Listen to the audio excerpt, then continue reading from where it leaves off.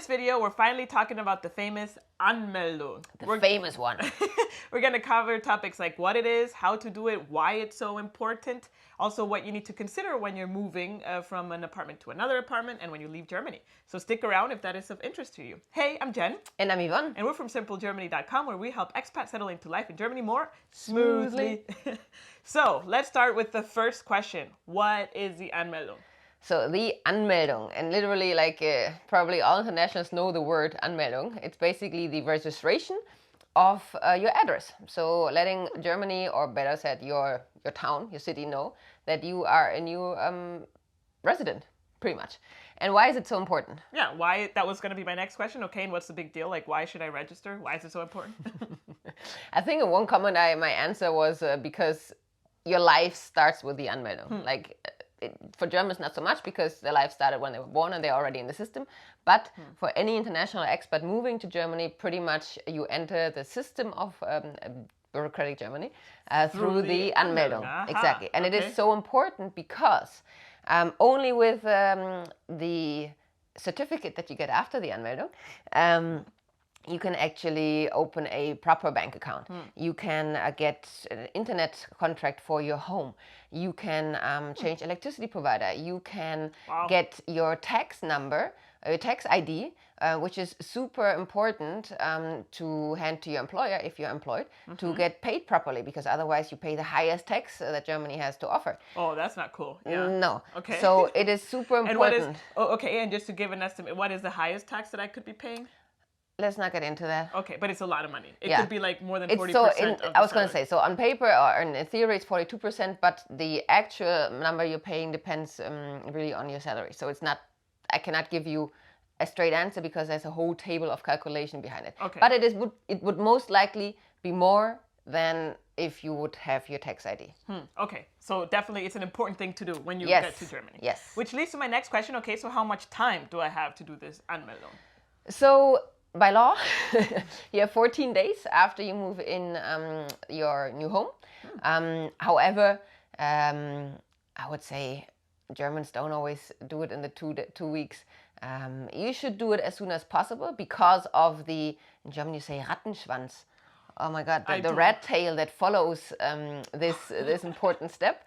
So it's more in your interest to do it than not.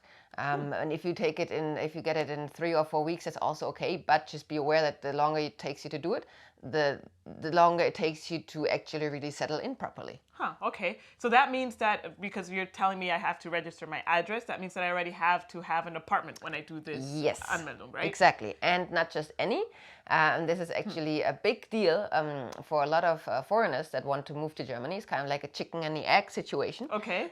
Because, for example, you most likely cannot do it with an Airbnb.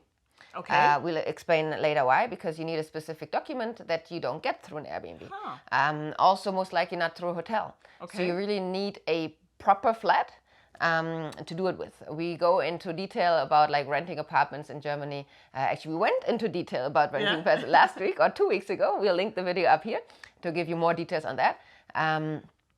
And why do I just say chicken and the egg? Because to rent an apartment, you most likely need something that's called a Schufa report, which is a credit score in Germany. Also here, we recorded a specific video just to explain that. That's going to come in 2 weeks, I believe, to give you all these details. But yes, if you're already in the step of doing the Anmeldung, you have found that apartment that lets you register. But you still didn't clarify this chicken and the egg situation. So what is with the Schufa? That is very true. I jumped that. Okay, so to get an apartment, you need a Schufa report. However, the Schufa report, the credit score in Germany, only starts with doing the Anmeldung. So without being registered, you cannot get a Schufa. But without having an apartment that you can register with, you can't get a Schufa.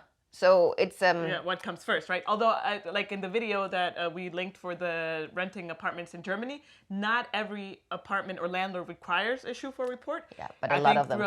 Throughout the years, it becomes it has become more of a standard to ask for the Schufa report. So anyways, but we have tricks there how to handle that in that video, so you can check that one out. Yeah. So that is the chicken and egg situation. Okay, got it. Okay, yeah. But once you're here watching the Anmeldung video and wanting to know how to do it, you have probably made it and have secured an apartment to register yourself. Yes. Okay, so then let's go into the how do I even make an appointment to do this Anmeldung, right? Yes. Ideally, you do the appointment before you move already, as soon as possible, because bureaucratic Germany, sometimes it takes some time to get an appointment, and you have this 2-week window technically.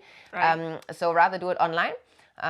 You can Google Bürgeramt, that is the place, or Bürgerbüro, that is the place where you do the Anmeldung, and then your city. Or you can also go on like this cool website from the Deutsche Post, the German Postal Service. I think it's called umziehen.de. Yeah, I think so too. Yeah. Moving.de. And there you can just enter your city or postal code and search for the registration office. Yeah, so that website is in German, but it's a super cool trick. If you use Google Chrome as your browser, you can click on translate to English, and then suddenly everything is in English.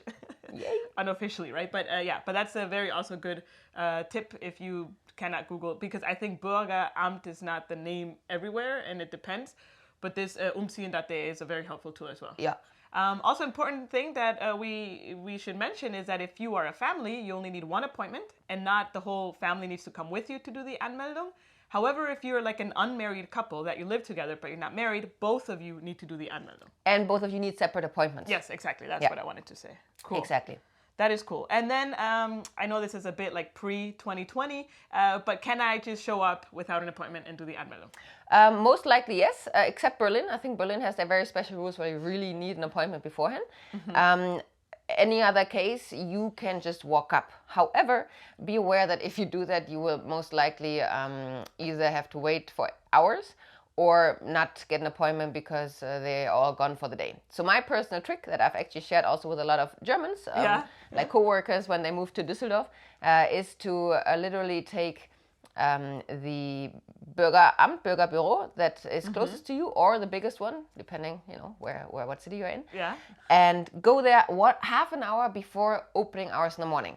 That is usually very early, because they usually open around 7:30. But it's worth getting up early, because if you go there half an hour earlier, there might already be 1 or 2 people waiting, but only 1 or 2.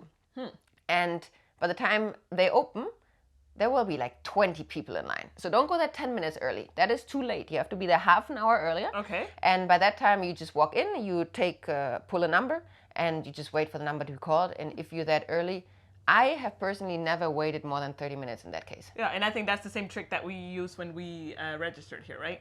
Yeah, it's for registering. Obviously, for us, for Germans, you also get your passport and your ID there and other documents. So, the Bürgeramt is actually a place that you might have to interact with a few more times. Yeah, cool. If you have liked this content so far, make sure to hit that like button. This will help this video reach more people and hopefully help them out also in their quest or journey to move to Germany. Yep. Cool, thanks. So let's continue. Okay. So what documents then do I need to bring to this Anmeldung appointment? And it's very important that you are prepared and bring them with you, because if you lack one, then you have just wasted your time and you have to do the whole round again. Yeah, that's true. If you show up to the appointment without all these documents, they will say, sorry, incomplete documents, come again. Bye-bye. And try next time. So the documents are very important and kind of natural, your passport. Okay, yeah. And ideally the passport with the temporary visa, or if you already have a residence permit.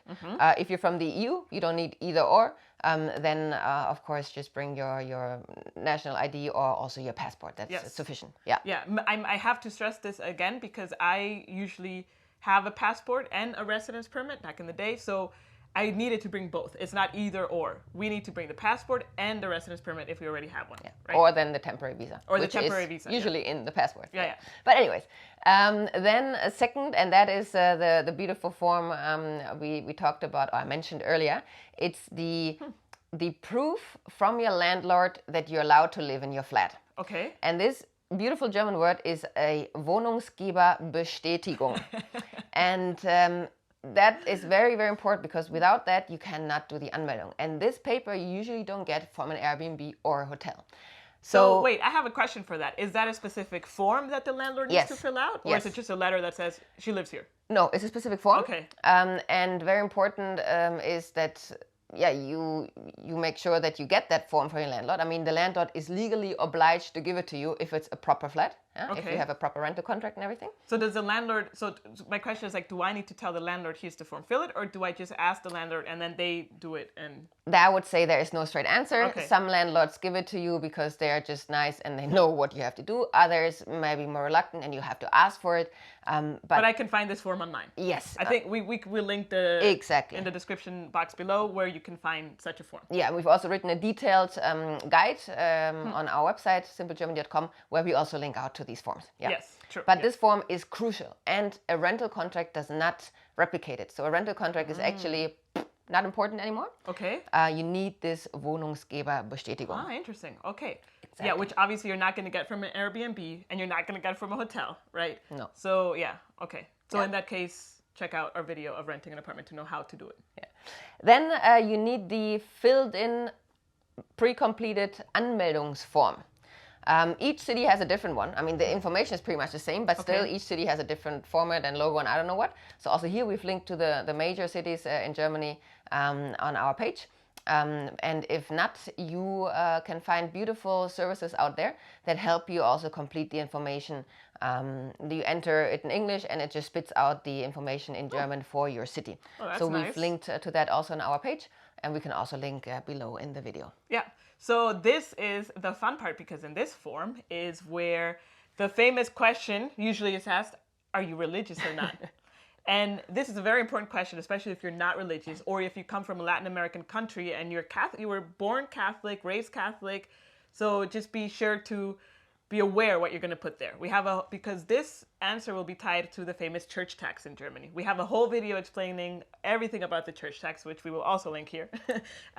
You can see already the Anmeldung is tied to so many things. Yeah, because it's like you said, this Rattenschwanz. Yeah, it triggers a set of events, like the butterfly effect with everything. There you go, the butterfly effect. Ah. In English, butterfly. In German, rat. Okay. What other documents? So we were at the form, at the official form, and there beware of the question, are you religious or not? Yeah. And then what else? And then if you are married, you would need to bring your marriage certificate, ideally translated into German, also the same one that you used to get your visa. If you have a family, also be sure to bring all the documents, the original documents from your family. And that is pretty much it. Yeah.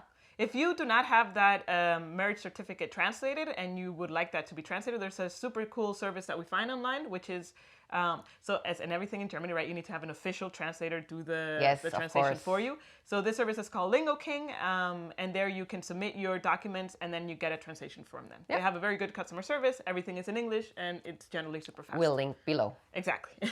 Yeah. All the links and everything we say, they're in the description box below.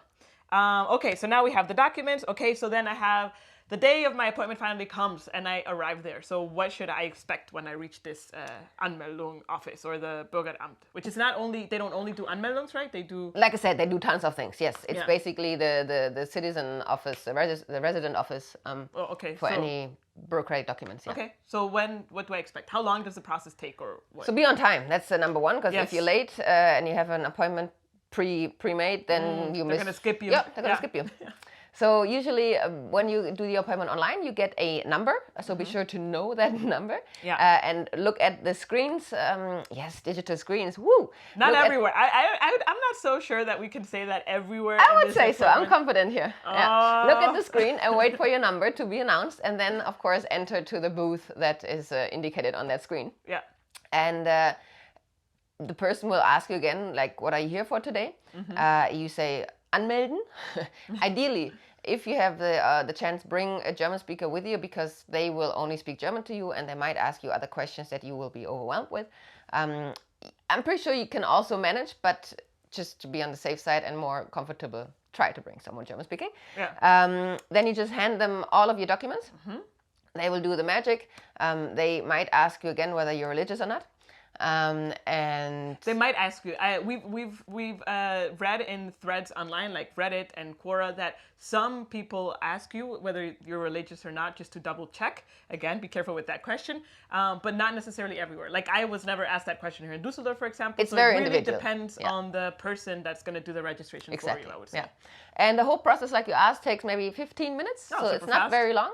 And in the end, of course, you'll get the printed version, a printout of the very important document for your next steps, the Meldebescheinigung. Meldebescheinigung, which is true.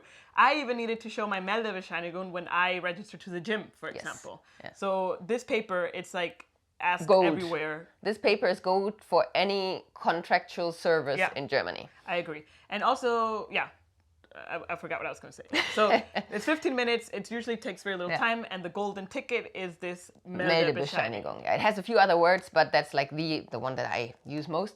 And be sure to scan that thing, take a picture of it, copy it, like don't use it. I mean, you can always get a new one, but again, then you have to revisit. So it's not worth the hassle. Just make multiple digital and paper copies of it so you have it available. Yeah, I agree. So now I have a different kind of question, right? So we say that there's this butterfly effect that happens once you have this Meldebescheinigung and you can get a lot of services. But what happens if I need a bank account or a SIM card and I don't have the Anmeldung? Is it even possible for me to get any of these services? Jein. The beautiful German yes and no. How does even yes, no, no? I don't know. Think there's an English word. Jein, yeah. So it depends is the answer. Okay. It depends a little bit on your nationality, to be honest. There are certain service providers that allow you to get, like you said, a bank account and a SIM card without a Meldebescheinigung. Okay. That would be, as for the bank, N26. Oh, we love N26. It's like the expats' favorite in Germany. They're super, user-friendly, mobile, and just they limit bureaucracy. Let's put it that way. Yeah. They limit. They reduce. There bureaucracy. You go. And there, I believe you can get already an account if you're from the EU, also from the US, maybe even Australia. I'm not 100% sure. Okay. But just check them out. We also link below. And if that doesn't work for you, try Wise, usually formerly known as TransferWise. Now they're just Wise. And this is basically a multi-currency account, which brings you a EU SEPA account, which is basically what you need. And there you have more variety of nationalities. And both of them are free. We have linked below. Both of them are affiliate links. So if you click on those links and do get that account, we might get a small commission. So thank you for that. Yeah, no difference to you. You don't pay for anything. Just these commissions help Simple Germany keep on striving and being strong. Yeah. So that was the banking. And if you need a SIM card, obviously, for Germany, for internet and phones, whatever you need, best chances is to get a prepaid SIM card. We've also written a detailed guide on that. There are several providers. You can either get them in supermarkets or online, and that's super smooth and simple and also cheap. Yeah, and supermarkets, they're usually next to the cashier desk. When you do the checkout, there's multiple options sometimes you have to ask for them. Okay, but the interaction happens at the cashier. Yes, desk, exactly. Much, right? Yeah. Okay, so now for the interesting thing. So this butterfly effect that we've been talking about. So what happens, right? So I do the Anmeldung, I get the paper, and then what do I expect to happen afterwards? You have to have an eye on your mailbox, your actual letterbox. Okay. Yes, so be sure to also, when you move in, have your name on there.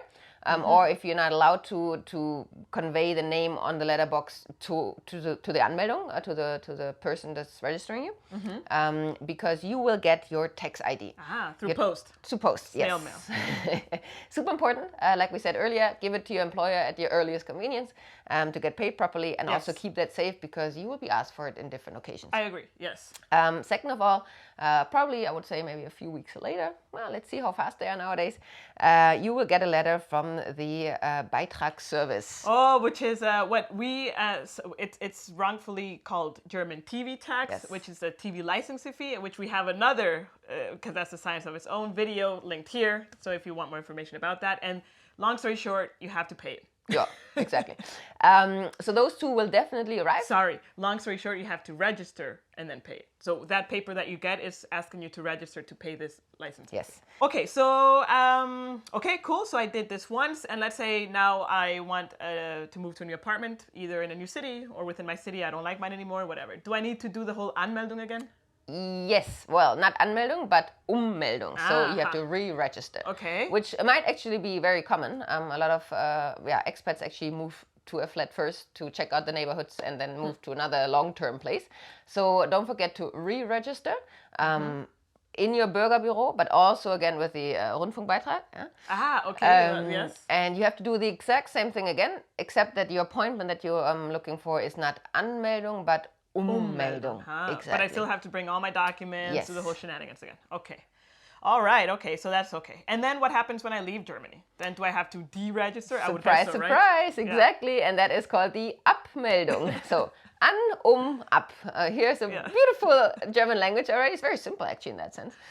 So the Abmeldung, and that is, deregistering, same procedure as before. Yeah, cool. But just because I deregister from the registration office, that doesn't mean I'm deregistered from the TV licensing fee. No. And it doesn't mean I'm deregistered from the Finanzamt. So these are additional steps. Finanzamt? Sorry, what did I say? Finanzamt? Wait. The English, yeah. Well, pretty much you have to deregister everywhere that you have registered. Registered, yeah. Nothing is automatic. To leave like a clean slate here in Germany. Cool. So I think we covered everything on ab. Did I say that right? So if you like this video, we hope you hit that like button and that that subscribe button down, the big red button there. Also, if you would like to support this channel, you can always buy us a coffee, which most likely we will use for a beer. We have linked our coffee page in the description box below. And I hope to see you next time. Next Monday. Until then, cheers!